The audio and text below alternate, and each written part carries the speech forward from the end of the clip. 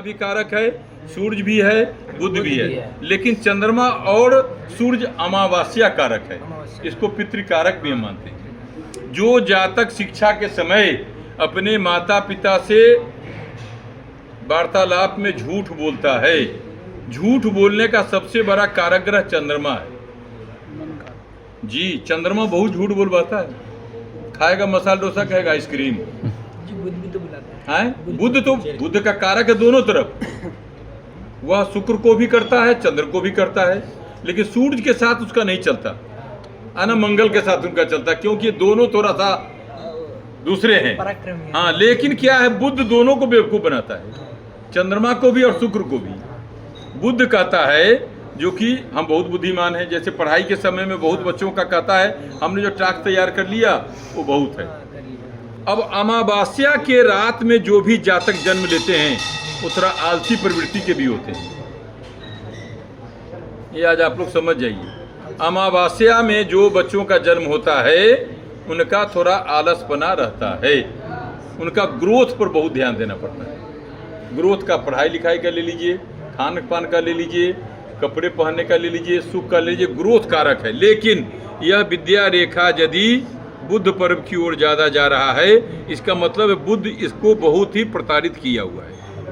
ये समझ नहीं पा रहा है जो कि हम शुक्र का सहयोग करें कि चंद्रमा का सहयोग करें।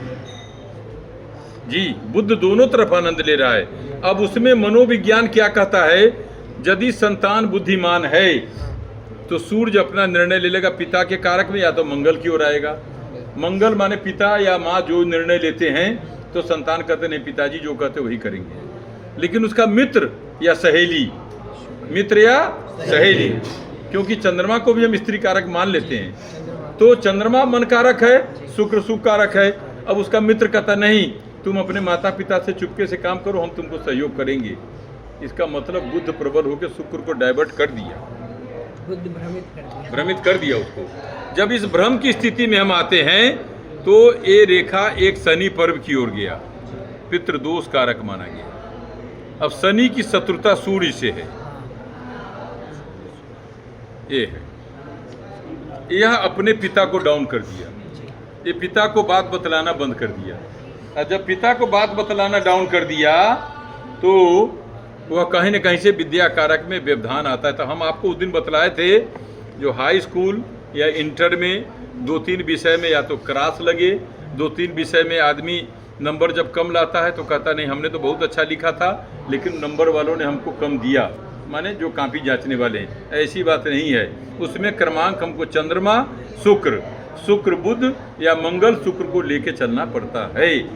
यदि आप क्रमांक देखेंगे तो बुध पर्व को आप देखेंगे।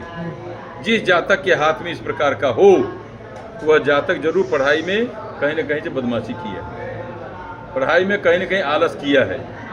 वह रात को या दिन में पढ़ाई के समय मोबाइल देखा होगा, पढ़ाई के समय मोबाइल से बात किया होगा, या स्कूल जाने पर आलसपना किया होगा, या घूमने गए होंगे, अपने गार्जियन को कहे होंगे जो कि हम जा रहे हैं पढ़ने के लिए। ये झूठ कारक है, क्योंकि बुध झूठ बहुत बोलता है। बहुत बुद्धिमान लोग ही झूठ बोलते हैं, कहते भगवान की कसम हमने 5 पैसा इसमें नहीं लिया, जबकि वो 15 पैसा ले चुका है। जो बहुत बुद्धिमान व्यक्ति होते हैं वह सूरज को भी बुद्धू बनाता है, चंद्र को भी बुद्धू बनाता है और शुक्र को भी बुद्धू बनाता है। इसलिए बुध पर्व का राशि स्वामी यदि बुध यहाँ पर बहुत हावी है, इसका मतलब ये चंद्र और बुध का पर्व भी है, ये है। तो चंद्र बुध की ओर यदि ये रेखा गया, इसका मतलब है विद्या रेखा बुध पर्व की ओर जाकर। अब देखिए, इसका एक ही मतलब नहीं है, यह प्रेम कारक भी योग हमने आपको बतलाया था जी।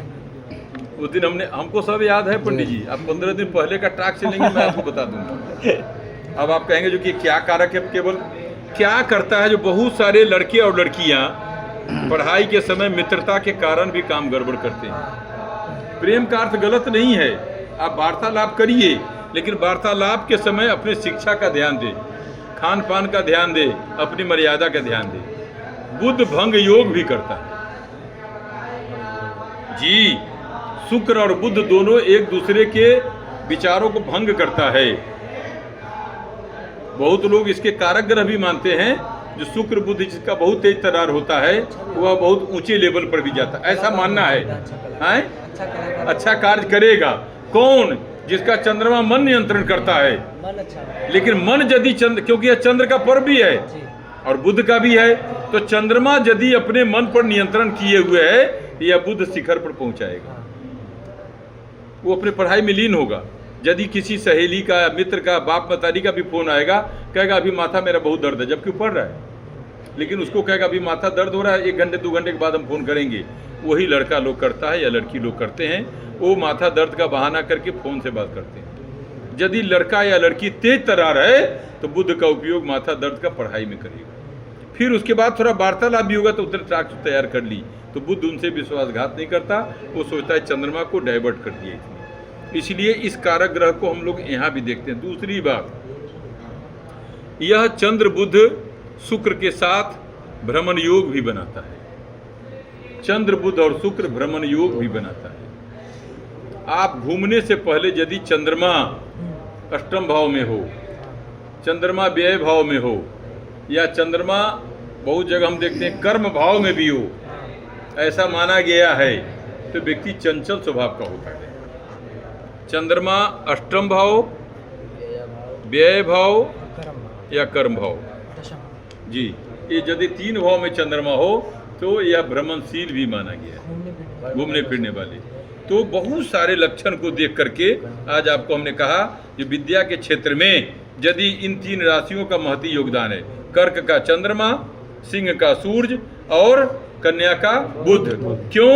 इस तरफ यदि जाते हैं तो अब शनि की ओर यदि हम जाएंगे तो यहाँ पर हमको देखना होगा, इसमें है मकर का शनि, कुंभ का शनि और मीन का गुरु। अब यहाँ शनि हावी है क्योंकि 2 पर्वों पर शनि है और पर्व शनि का भी है। तो शनि यदि सूर्य के साथ होगा तो शत्रुता का भी बोध हो जाता है।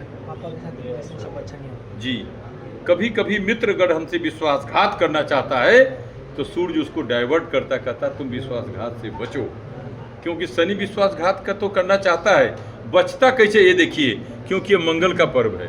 तो शनि और मंगल दोनों एक दूसरे के, बुध भले शनि और मंगल दोनों के एक शत्रु भी है, तो ये मंगल चाहता है जो हम हमला करें, इसको मैं अपने कब्जा में लूं, लेकिन शनि कहीं ना कहीं इसको बचाता भी है। और यदि शनि आक्रमणशील है, शनि छाया ग्रह भी है, राहु भी छाया ग्रह है, तो सूर्य इसको बचाता है। शनि शुक्र तो मित्र कारक भी माने गए, लेकिन एक और चीज है जो भंग योग करता है, शनि बुध। जी, बुध और शनि, ये मालूम है कि नहीं आप लोगों को? नहीं मालूम हो तो मालूम कर लीजिए।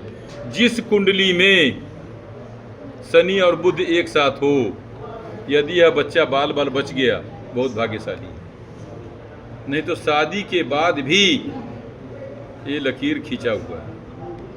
शनि अलग है, बुध अलग है, क्योंकि शनि अपना देखता है, बुध अपना देखता है। शनि अगर सबसे ज्यादा अगर किसी को त्रस्त करता है तो बुध को त्रस्त करता है। पर गुरु जी, ये लोग दोनों तो मित्र हैं, लेकिन भंग योग बनाता है। बुध अहंकारी है और शनि दंडाधिकारी है, ये बुध के अहंकार को ठीक भी करता है। इस पर्व के हिसाब से आप जाएंगे तो यह शनि हावी है यहाँ पर। यहाँ केवल इसकी रक्षा कौन करे? गुरु। इनका 3य पर्व का स्वामी गुरु, और गुरु शनि वैराग्य योग है।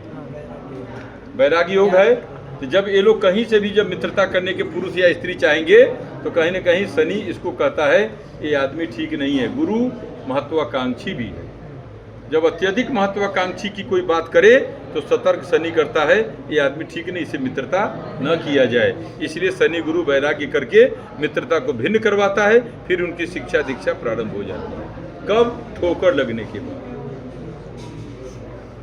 और ठोकर लगता है क्योंकि गुरु वैभवशाली है, वैभवशाली है।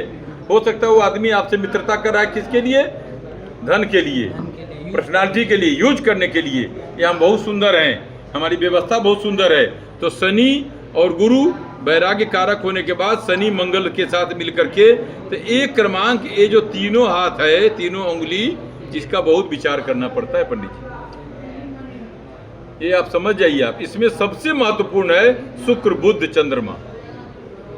शुक्र बुध और चंद्रमा। चंद्रमा, क्योंकि सूर्य पिता कारक है, आत्म कारक भाव है। यदि ये अपने माता पिता से झूठ बोले, इस जातक को भगवान भी नहीं बचा सकता, क्योंकि सूर्य के अलावा सब शत्रु है, हाँ। एक दूसरे के सब शत्रु हैं। बांसपाटा, गुदौलिया, गिरजाघर, सोनारपुरा से लेके रथ यात्रा से लेके गुरुबाग तक जितने भी जाएंगे, यहाँ कोई न कोई चौमुहान पर सेव लेके बैठा है। आइए हम आपको 50 रुपये किलो दे देंगे, आइए हम आपको 150 रुपये किलो देंगे। ये आपको विचार करना है। जो शिक्षा के समय में हम ज़्यादा डाइवर्ट किधर हो रहे हैं। यदि शनि की ओर भी जाएंगे ना, तो कभी कभी थोड़ा बहुत ठोकर लगने के बाद शनि कभी कभी बहुत बड़े मैकेनिकल इंजीनियर, हाँ। सिविल इंजीनियर, मंगल जो है सो वो टेक्निकल क्षेत्र में लेके जाता है। इसलिए ये उतना विश्वासघात नहीं करता जितना बुध पर ऊपर जाके। बहुत बुद्धिमान व्यक्ति अपना हाथ किसी को पकड़ा लेता है।